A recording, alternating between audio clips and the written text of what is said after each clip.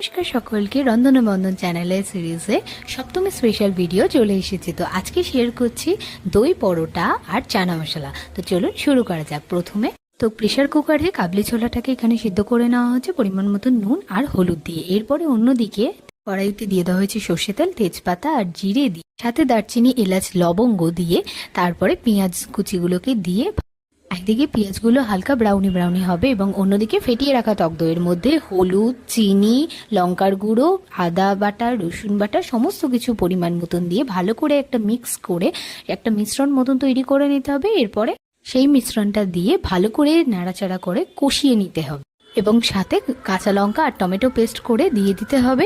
ভালো করে কষাতে হবে। তেল ছাড়ার সময় সিদ্ধ করে রাখা কাবলি ছোলার সাথে সমস্ত মশলা মিশ্রণ করে নিয়ে এরপরে জল ঢেলে দিতে হবে এবং দিয়ে দিতে হবে গরম মশলা ও সামান্য পরিমাণে একটু ভাজা মশলা। এবার তাহলে হয়ে গেল আমাদের চানা মশলা। এবার অন্যদিকে আমরা দই পরোটা